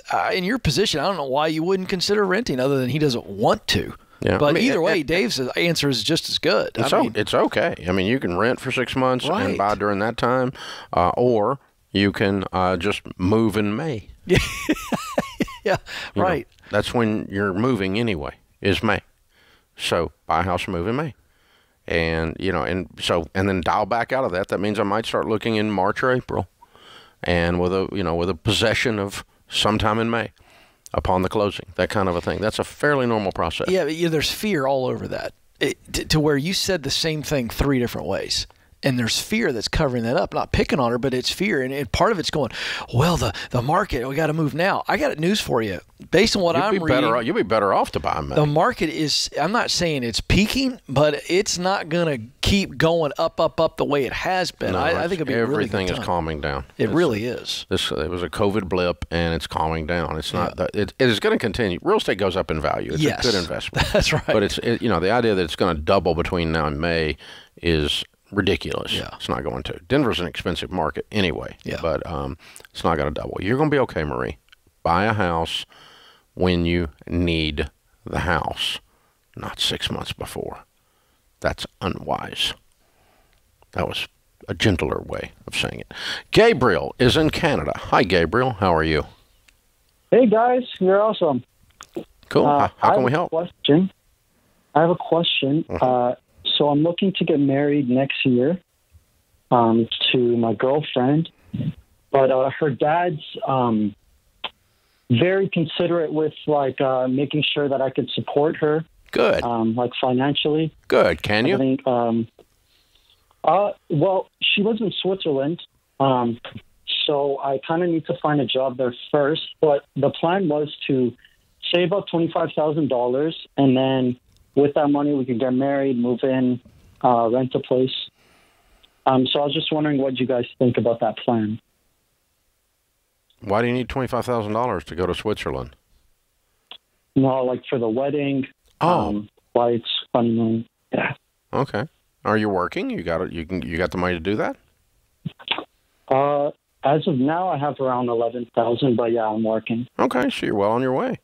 Then I think all you're going to need is a job that makes as much as you make now in the area of Switzerland. Right? Okay. And do you think $25,000 is enough for all those things? For a wedding and what else? Wedding, rent, first month's rent. We want 2 months' expenses. We basically want to go into a debt-free. Yeah, we hate that. Yeah, I mean, it'd be great to have your emergency fund of 3 to 6 months of expenses if you have those dialed in and you know what they're going to be. That'd be wonderful. And pay cash for the wedding. It all matters. It's not enough if your wedding's $30,000, but it's plenty if your wedding is $10,000. Yeah, that's so. It's all about the wedding budget as to whether that 25 works or not. I don't know how much of that you're going to spend on the wedding. So. I like the conversation that you're having with her dad. That means you're a young man of honor, and her dad is stretching you and her to do this the right way. That's cool. It is. It's good to see that. And real quick thing here. I would adjust the wedding budget based on if you're going to be hustling to get to 25. Let's adjust that budget. You can always do great trips as we get together in marriage. We're debt free. We stay debt free. We live like no one else. The cost of weddings, Dave, can get really outrageous quickly. I've heard the rumor. Yeah. This is the Ramsey Show.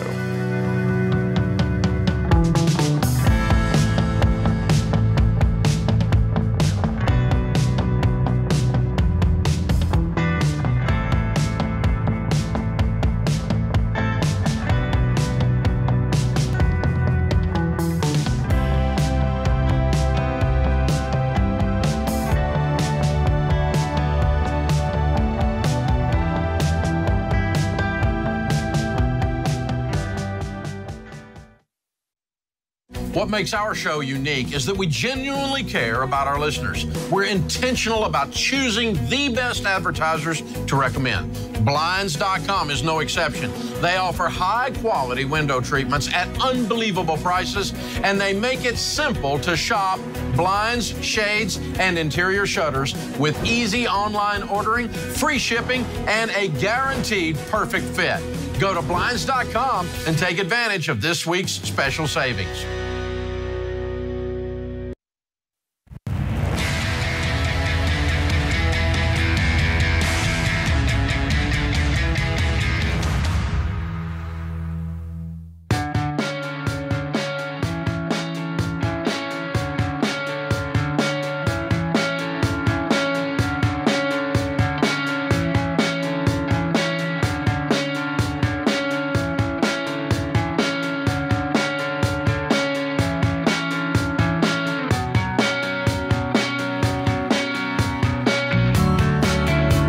Well, if you're struggling with debt, you know what it's like to be scared. You know what it's like to be overwhelmed, where you can't even think straight. I've been there too. You don't have to live like that anymore. When you pay off all your debt as fast as possible, you will never have that kind of stress in your life again. And you can do this. Here's where you start. Millions and millions of people have gone through and gotten out of debt by going through Financial Peace University. They've learned how to pay off their debt, take control of their money, and you can stream all 9 lessons right now. And you get some extra support by going through the class with others. And the only way to get Financial Peace University is with a Ramsey Plus membership. You can get rid of the debt that's holding you back and end the cycle of worry and stress. Start the free trial of Ramsey Plus by texting trial to 33789. Text trial to 33789. Our question today comes from Blinds.com. Find out for yourself why Blinds.com is the #1 online retailer of custom window coverings.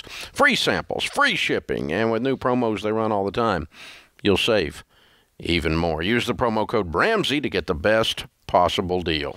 Today's question comes from Alex in Alabama. He writes in, I'm single, 25 years old, in the military, and on baby step 3B with $170,000 in investments. I've always wanted to be a pilot, and I'm halfway through the process of getting my commercial license. If I stay in the military, it will take me 3 more years to get the license and qualifications to be a pilot. It will only take 4 months if I pursue it full time. I'm afraid the aviation industry will recover soon, and I'll miss the employment wave, so I want to get the license ASAP to de-risk my situation. Burning bridges in the military and taking a step backwards career-wise is holding me back. Should I leave the military now to pursue flying full-time? Okay, there's so much here, Dave. First of all, I'm afraid that the aviation industry will recover sooner and I'll miss the employment wave. That's not true. There's always going to be a need for pilots. That's a false narrative that's creating some unnecessary pressure. I also have questions about burning bridges in the military. I don't know why in the world you would need to burn bridges. If you're leaving honorably and you're leaving from the military to go into the marketplace to pursue a future, you don't have to burn bridges. If you're a jerk and you leave the wrong way, that's the only way you're burning a bridge. So don't quite understand that. You have 2 options here. If you want to take your time and financially it's more viable for you to finish out the 3 years, or you stay in the military and then get the license, that's fine too.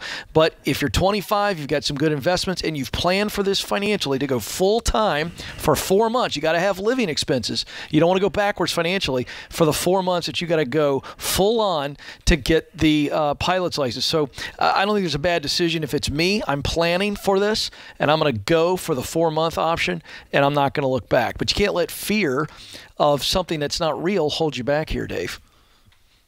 You know, what I can't tell from the email is if he has served his That's time, what we're not clear on, his time that he has promised the military. Yeah. And if he's, you know, you can't just walk out. That's not. And I think that's what he's alluding to. That's not burning the bridge. That's just not an option. Yeah, you can't do it. You can't just walk away. You said, we're going to serve 4 years. You're going to serve 4 years. That's correct. You know, so, you know, or whatever it is you signed up for. What was your tour? And so now when your time is up, if you're referring to burning bridges, because somebody's going to get their feelings hurt that you left the military, well, that's on them. That's not on you. You just don't be a jerk, and you say, I've enjoyed my time here, and I've enjoyed serving my country, and I'm going to move on with my career if your time is up. So if you can leave without doing something illegal or breaking a contract and be done in 4 months, that's what you should do. Yeah. But not because the whole aviation industry is going to evaporate in the next 3 years. If it's going to evaporate in the next 3 years, why are you going into it in the first place? That's a dumb plan. You know, it's like you're going to get the one job that's left, and you're never going to need another thing ever. They're going to hire everybody, and you're going to be the last one. No, that's a completely false narrative. Yeah. But again, it has to do. I can't tell from what I don't know what burn bridges means here. Yeah, it's hard to say. I'm assuming he realizes you just can't walk from the military. You would think you can't just show up and ghost them. You know, like, hey, I'm out. I think I'm gonna get my 2-week notice. Yeah, I don't think that's the way that works. Doesn't work that way. I don't think that's how that works. All right, Tyler's with us. Tyler is in Salt Lake City. Hi, Tyler. What's up? Hey, guys. Thanks for letting me join you today. Sure. How can we help? Hey, so I just kind of have a unique job situation. So we're in baby step 4, 5, and 6, and I'm a professor at a university. And so They put 15% of my income to a retirement account every paycheck. They do free tuition for my kids. And our plan is to get the house paid off in the next 4 years. But I wonder if what I should be doing in terms of that 4, 5, and 6, in addition to maybe doing some remodels to the house that my wife really wants. Okay, well, baby step 4 is 15% of your income going into retirement, right? Mm-hmm. Okay, and that gets you the full match, right? Well, so they do that without a match. So they do 15%. I don't put in any; they put in 15%. Okay, well, that's just a nice benefit. Okay, that's wonderful. But you need to be putting 15% of your income into retirement. That's baby step 4. Okay. You knew that was baby step 4, right? Yeah, I knew that was baby step 4.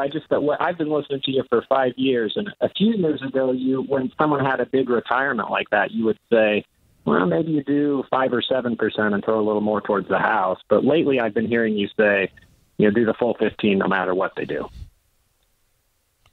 A big retirement? You mean like the amount they're putting in, or have you got $1 million already in there? No, so I have about $150,000 in there already. You don't have a big returnement. That's a little retirement. No. Yeah. Yeah, you're talking about the amount they're putting in. I think the only time I have said that, and I one of the few things I am is actually consistent. So I think the only times I have said to lower it down to that to 7% or something is not based on how much they were putting in, but mandatory placement. Like there are some positions where they require you to put 12% into a program that's like a pension plan or something, and then do I need to put 15% more on top of that? No, we back that off, or they're going to furnish this or that. So anyway, you can do whatever you want, but I would recommend you put 15% of your income in, and that you take care of kids' college, and then you work to pay off your house and remodel your house out of the balance. And that's that's pretty consistently what we teach. So, hey, thank you. Robin is with us. Robin is in Nashville. Hey, Robin, what's up? Hi, Dave. Thank you so much for taking my call. Sure. I really appreciate it. Sure. I've listened to you for years and years. Okay. I'm calling because I have an interesting situation. I've been married for almost 25 years, live about 10 hours away from our in-laws and the rest of my entire husband's family. They own his parents they own a lake house, and they came to us recently and asked if we'd like to buy in.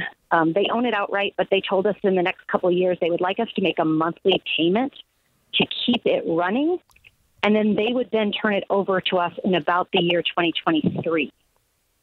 My husband and I kind of sat down and did the math and decided to not do that. Good. His other 2 siblings opted in. We opted out. Good.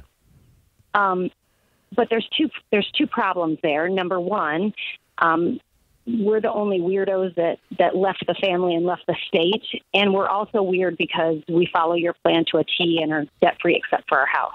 So, and you're 10 hours away from the lake house, so there's no reason to buy into it. Right.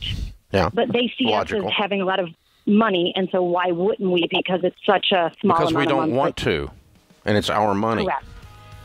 Correct. Yes, exactly. And now they are going around the family telling everyone that we have opted out of our inheritance. Well. And I'm struggling how to explain to them that's not inheritance. I just wouldn't. Just let them do whatever they're going to do. I mean, they're just being butts. You can't make somebody not be a butt. So, hurt your feelings, though. But you didn't opt out of anything. You opted out of a dumb plan. Good for you. And if they're not going to leave you something because of that, oh well, that's okay. I mean, move on with your life. I mean, it's sort of sad.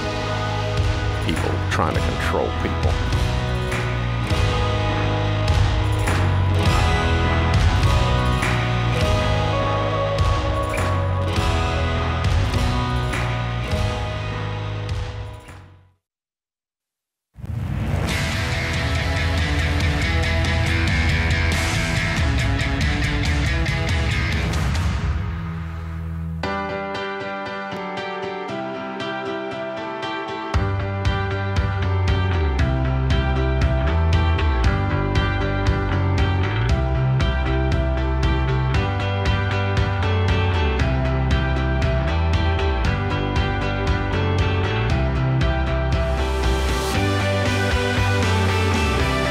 In the lobby of Ramsey Solutions on the debt-free stage, Adam and Aaron are with us. Hey, guys, how are you?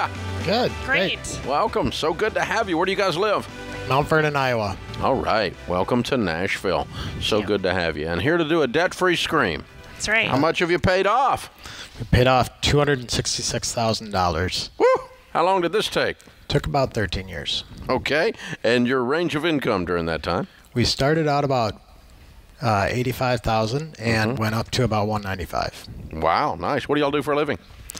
I'm a manager release engineering team at a software company. And my wife. I teach second grade. Good. Very cool.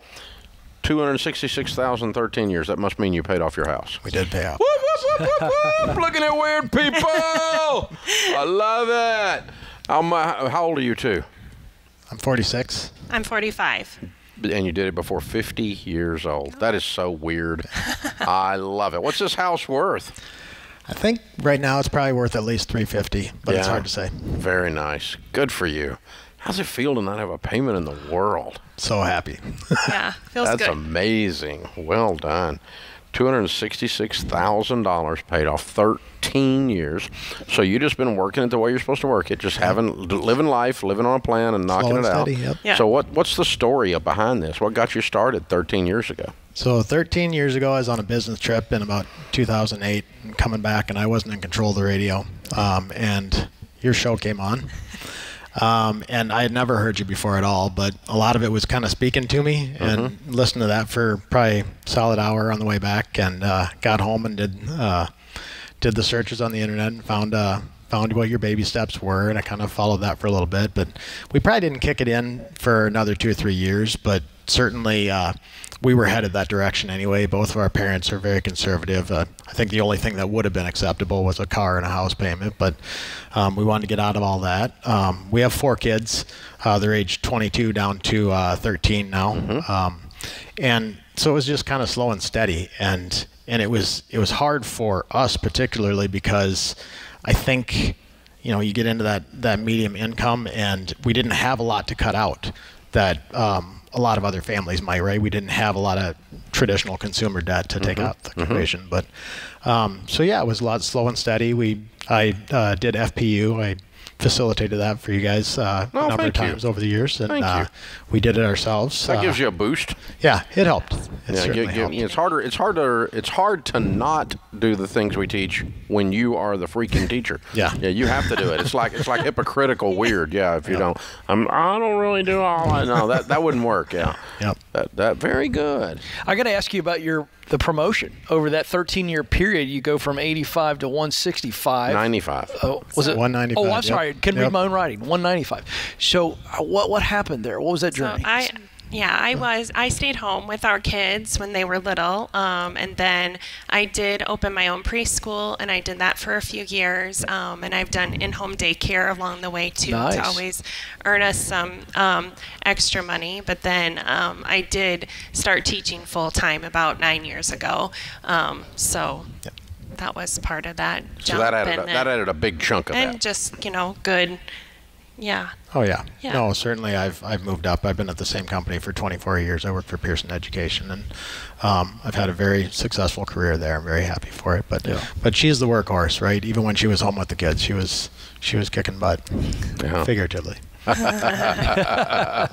In some cases, literally. Yeah. Good, very good, you guys. What do you tell people the key to getting out of debt is? I would really, like Adam said, we always spent conservatively, so we probably jumped into our home a little bit ahead of schedule financially, but it was where we wanted to be and where we knew we wanted to raise our family. So that kind of pushed us back a little bit, but it was just a slow, steady race. But I am excited because we did say some no's, when, other people were doing vacations or, spending a little more frivolously. So I am, our oldest, just got married a couple of weeks ago. And I'm excited for, the next chapter of our lives and be able to say a few more yeses, to some of the fun things. Yeah, that's fun. Yeah. You're in really good shape to do that. Yeah. You don't have any payments. Right. Nope. I love it. Yeah. Me too. That's so fun. I know you're a car guy, Dave. I've driven a Prius for over 10 years now, and I have 4 younger brothers that would say that was not the manliest car on the planet. But so we've and I've wanted a truck forever, and I've told her about it forever. I have a young nephew that would always ask me, Uncle Adam, when are you getting a truck? When are you getting your truck? And for a while I told him, Erin said I can't get it. And then I had to take that back because it wasn't true. But finally, last year with COVID and with a wedding on the horizon, another graduation on the horizon, I did flip the script, and I wanted to wait until after the mortgage was paid off to get it. And I know that's really not your principles, and I've heard you speak that a number of times, and we decided to get the truck last year and finish off the mortgage this year. Cool. Good for you. That's a normal thing. That's good. That's the way it should go. I like this. You guys are heroes. Well done. Thank you. You're free. You set yourself free. I'm so proud of you. Excellent job. Well, we've got a copy of The Legacy Journey for you. That's the next chapter in your story. You're leaving a legacy to these kids. These weddings are starting to happen. Next thing you know, grandbabies will be coming along. Life is good, man. Yes. And I'll go visit Papa in his truck. There you go. I like it. It's good stuff. Good stuff. Also, a copy of the Total Money Makeover for you to give away and pay it forward. Get somebody started on their journey as well. So, really good job, you guys. Excellent work. And thanks again for being coordinators as well. Adam and Erin from the Cedar Rapids, Iowa area. $266,000. House and everything. Paid off in 13 years, making $85,000 to $195,000. Count it down. Let's hear a debt-free scream. 3, 2, 1. We're debt free! Excellent job. Absolutely incredible. That is fabulous. That's how it's done. So what we're seeing, Ken, over and over and over again are these, what I'm now starting to call baby steps millionaires. The people that have followed the baby steps, and there they sit with a $350,000 paid-for home. Wow. We didn't ask about their retirement accounts, but we know that during that 13 years that they've also been investing in the 401k because they were following our steps precisely. So we know there's a chunk there.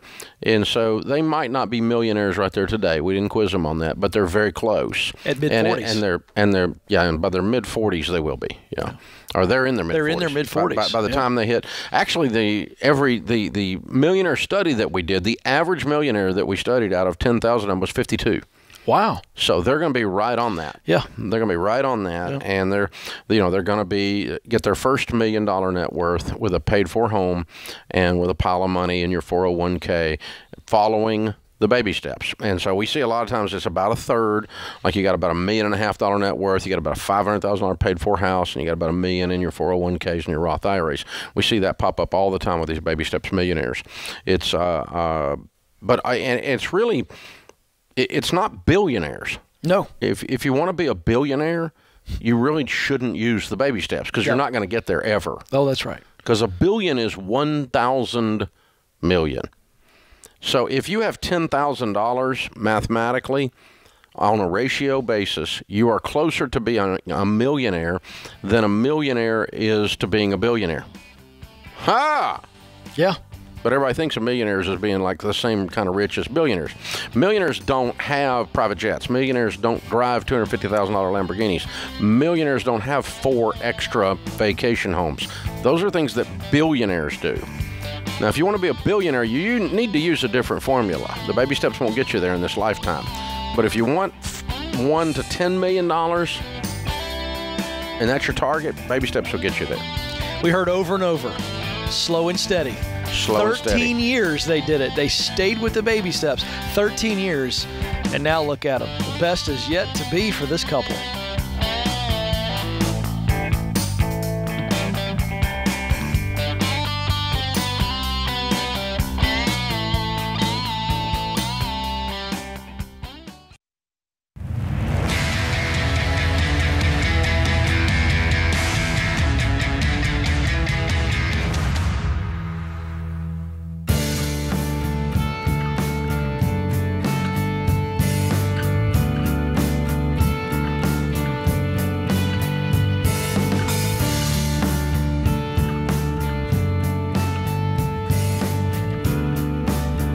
Our scripture of the day, 2 Corinthians 5:17. Therefore, if anyone is in Christ, the new creation is come. The old is gone, the new is here. Our friend John Maxwell says, talent is a gift, but character is a choice. There you go. I mean, you guys are stressed out or hurting because you've been worried about this stock market going one direction or the other. Maybe 2020 scared you to death. Maybe you need to get somebody in your corner, like a conscientious investment pro, to teach you. These are called SmartVestor pros around our place. They're people that we have vetted. They have the heart of a teacher. They'll walk with you as you learn to build your confidence, and so you can ride the wave of something like a 2020 or the different things that happen in the market, and you just think long-term and think long-term and think long-term. Go to RamseySolutions.com/SmartVestor, and you can find a list of the pros in your area, the SmartVestor pros, and you can choose one and pick out who you're going to work with to put yourself on that track for Baby Steps Millionaire. All right, Sam's with us. Sam is in Shreveport. Hi, Sam. Welcome to the Ramsey Show. Thank you for taking my call. Sure. What's up? I got a question. I'm on Baby Steps 4, 5, and 6. And my question is about concerning the investing of 15% of my income. My employer does not offer any 401k of any kind. Mm-hmm. And so I was wondering, what should I invest in after I max out the Roth IRA? Are you married? No, I'm not. Okay. Do you have any self-employment income? No, I do not. Okay. All right. Yeah, your Roth is all you've got available to you then. You max that out, and then if you want to do something else, you just buy some mutual funds, get with your SmartVestor Pro like we were just talking about, and what you're looking for there is a low turnover mutual fund. A low turnover ratio on the mutual fund, like a 4 or 5% or less turnover ratio. An easy way to find that is an S&P 500 index fund. Most of those are low turnover. What low turnover means is they don't sell the stocks. Mutual funds are a group of stocks, and they never sell, or almost never sell, 95% of the time, the stocks in there. And so as those stocks go up in value as a group, you do not pay taxes on the gain until you cash it out. This is a capital gain is what we're dealing with here. If the mutual fund sells the stocks inside of there, all of the gains are activated each year, and you have to pay taxes on them. So when you're buying a low turnover mutual fund, it's kind of like buying a rental property, where if it goes from $200,000 to $300,000 in value, you don't pay taxes on that $100,000 increase in value until you sell it. And so that gives you the same effect of that in a low turnover mutual fund, and that's the best option you've got left to you at this point. And then over time, you'll probably end up in a different employment situation. Maybe you'll add some self-employment income, which you could then do a SEP, a simplified employee pension plan, additionally, if you had some little bit of extra income. Nathan's in Amarillo. Hi, Nathan. Welcome to the Ramsey Show. Hey, Dave. Hey, Ken. How are y'all? Great, man. What's up? Good. Hey, so I am a 21-year-old. I've got 1 year left in college. I'm about to be a senior. And I've got about $12,000 sitting in my savings. I'm wondering if I should do something else with it, because I feel like it's not, it's just sitting in my savings. I'm not making any money off of it. What are you studying? I'm studying energy finance and management. Good for you. Excellent. Thank you. Well, I mean, Nathan, you're going to need that money to either finish school debt-free or make the transition after school, the transition being a move to maybe a different city, maybe some travel to do some interviews. So that money is best used to invest in Nathan rather than worrying about some kind of mutual fund investment at this point. You are a better investment than a mutual fund is. You're going to make more return on it by using it to ensure that you graduate debt-free, ensure that you're able to make your transitions without any it just gives you a little grease in the wheel, right, Ken? Yeah, absolutely. What do you want to do? You have a good idea specifically? I know the industry that you're headed to, but what would be that great job right out of college? So that's the thing. I've been thinking a lot about that. I'm not entirely sure. I have a insurance sales job that has been asking me to work for them down in college, but I'm thinking about learning a trade and hoping to become some type of owner-operator of a certain trade. Fascinating. Well, let me tell you something. Why would you not use your degree? Yeah. That's true. That's very true. I'm just wondering. Oh, no. What's the actual answer? I don't know. That's the thing is I really don't know what I want to do. And I just know that I do want to do something with my degree to where I'm talking to other people and helping other people. I don't want to sit behind a desk and not talk to anyone. Well, but when you say energy finance, I've never heard of that degree. Does that mean that you're specializing in financing in the energy industry? Sure. So oil and gas, renewable energy, stuff like that. Are you interested in aspect of it. Are you interested in finance? Sure. Yeah, absolutely. I mean, I mainly picked it up because I had enough time to pick up another major. And but I think that I like finance, don't get me wrong, but I would like to do something more in the management aspect. Yeah, so play that out. What trade, I'm not holding you to this, but what trade are you thinking about? And then eventually working your way through the trade, maybe owning your own business. What are we talking about? So honestly, it could be anything. I've had HVAC stands out to me just because I've had a million problems with HVAC, and the companies that I'm using and talking to are terrible at their job. And I'm sitting here thinking that I could run that something like an HVAC business tremendously better than the people I'm talking to. Well, it sounds like you still got a lot of searching to do, but if you really love the trades yourself, meaning you enjoy solving problems with your head and your hands, and then you work your way up and eventually own your own business, and that finance background, that's not going to hurt you. But either way, Dave's advice is absolutely right. Let's say you pursue the trades coming out of college, you're going to need some of that money to potentially do some trade certification. You need to quit picking your career based on convenience and what's just in front of you. You need to start thinking about what's in your heart. Because you picked up this major just because it dropped in front of you, and you didn't really give it a lot of thought. Yeah. And now you're picking up HVAC because you once had an HVAC guy didn't show up on time. That's not the way you need to analyze this. I mean, if you want to find businesses that suck and get into one of those industries, the entire world's open to you, because there's always in any industry there's businesses that suck. But let me ask you a question: you are intrigued by the trades, yes or no, or is this a fancy? No. I'm sorry. I mean, go ahead. No, go ahead. Are you intrigued by the trades, or do you really like the idea of working in the trades? It's something that personal interaction with people, solving a problem. Is that what's drawing you, or is it just a fancy? So, Ken, it's not necessarily the trade itself. It's owning my own business and doing something better than my competitors and helping people out along the way. Okay. All right, so you have an entrepreneurial drive. So you better do your homework on this, because here's what happens. Dave's exactly right. You just, I've had a bad experience with some HVAC companies, and I'm going to start an HVAC company. You're going to wake up 6 months into that, and you're going to be miserable because it's not what you thought it was. You better figure out what problem you're trying to solve. So here's a 3-part question for you, for an entrepreneur to start something. What problem do I want to solve? All right. And it's not one that makes money. Yeah. And it's not an industry that needs your help. Yeah, it's like I have a burning desire to solve this problem on behalf of people. So who are the people and the problem that I'm helping? I'm solving a problem. I'm helping people. And then what's the solution you get most excited about in solving that problem? If you can figure that out, now you've got something that it's not just a business that allows you to work for yourself and not work for the man. And if you don't do that, you're going to be a typical entrepreneur who's jumping from idea to idea every 20 seconds. Because you have zero juice for the actual business itself. And so you run to one thing, abandon it, run to another, abandon it, and it's just ADD in the marketplace thing. I know, because I'm an entrepreneur too. And so we all have 27 ideas in a minute. It's just part of the way we're wired.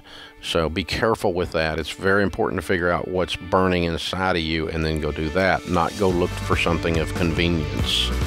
Bad plan. Good hour, Ken. Thank you, sir. Good hour, James Childs and Kelly Daniel in the booth. I am Dave Ramsey, your host. We'll be back with you before you know it. In the meantime, remember, there's ultimately only one way to financial peace, and that's to walk daily with the Prince of Peace, Christ Jesus.